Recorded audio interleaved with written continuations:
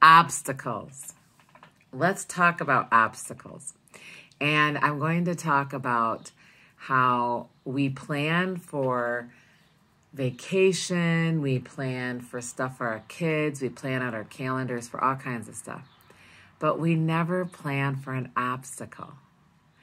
Someone mentioned that, and I've talked about this, about planning for success, planning for the hard ones, planning when, like, for example, going to maybe a barbecue where you're afraid like they're going to have a lot of extra drinking, a lot of extra food or something, and the open houses or whatever it is. So we're going to talk about that, and we're going to talk about not only planning for an obstacle, but planning and creating a big why. Why do you want to get healthy? Why do you want to lose weight? You need to visit that often. It's your map. It helps you stay on track. Like if I am going on a trip somewhere, on a vacation, I look at my map, I plan it, and I map it out, and it helps me to stay on track, right? Well, your why will help you.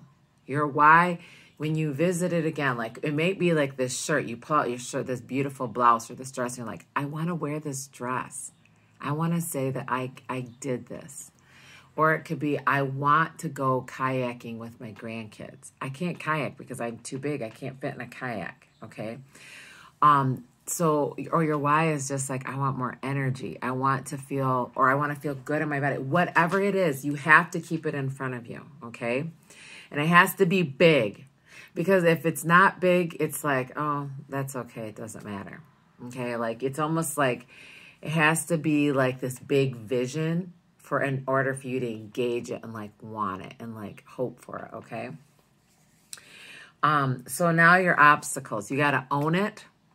And then you have to realize that you can have control over your obstacle, that your obstacle doesn't have control over you. And you have to identify the obstacle. So this lady talked about this, the mountain, having like so we look at an obstacle and it looks like this big mountain and we're climbing it and it just seems impossible. And I just had a friend on plan climb like 14,000 feet up a mountain thing. And she like actually had a panic attack on the way up. But her friend was there to help her. But when you climb a mountain, planning for it, so when you climb and you see this obstacle, we have to plan, how are we going to engage it? What are we going to do? So she said, when you climb a mountain, you read a map, you identify the terrain, you gather the gear, you gather what you need before you go into this obstacle, this mountain, okay? And she challenged us and said, with each obstacle, come up with 5 solutions. And I thought that was so good. So an obstacle, like you're going on vacation. So some people say for you, like I'm going on vacation and that's too hard to stay on plan. So right away you're like, oh, this mountain's too big. Instead, why don't you say, instead of saying, I can't do this because it's too hard on vacation, instead I can say, I can do this. I can put my feelings in a bag. 2, I can bring my mini dash because they don't have a microwave, but I can bring my mini dash and pack it in my bag because it's small. 3, I'm going to be really good with drinking water. That's something easy I can do on vacation. 4, I'm not going to drink alcohol on vacation. That's something I can give up, whatever. 5, I'm going to do more walking on vacation, or I'm going to be more, have more healthy motion. Like there were some really good, or I'm going to have better sleep. I'm going to be intentional, go to sleep. Whether that means going to bed earlier or sleeping in, okay? So there, 5 solutions to your vacation obstacle. So she said it's about perspective switching. So you look up at the mountain and your perspective is limited. Like, oh, it just feels impossible. And you have a quitting mindset. You have this quit mindset when you look up the mountain. My friend did. When she was going up the mountain, she said, I was panic and wanted to quit. But instead, we want to rise up and have a mountaintop perspective. So like in that moment, looking, and you're at the top of the mountain. When you're at the top of the mountain, you have this huge perspective. It's like, so beautiful up here. And so we become more grateful, or we're hopeful, like, wow, like I can do anything. Like I'm, and we can see how far we've come.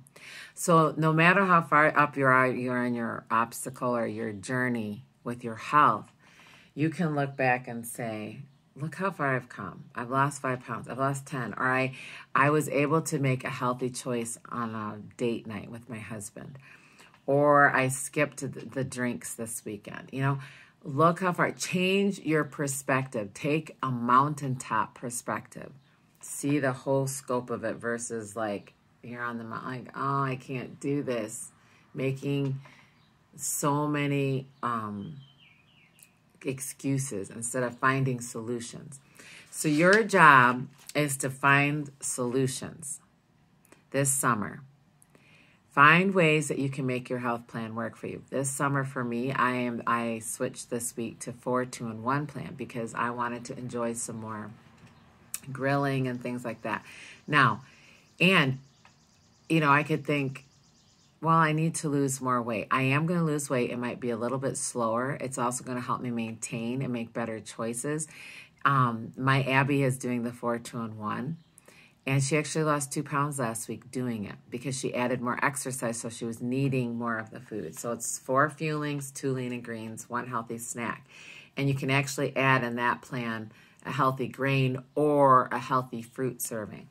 If you want to know about that, you can talk to me. I knew that was going to be the best choice to set me up for success this summer.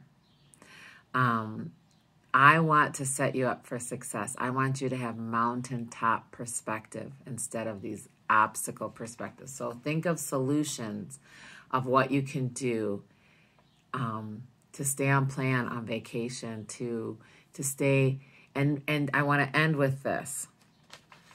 We are not on or off the program. We become our habits one day at a time. So I don't want you to say, oh, I'm going off plan this weekend, or I'm going off plan on vacation. We are on this program for a lifestyle change. And that means that we're not going off or on, because that's a diet mentality, and we're not in a diet mentality.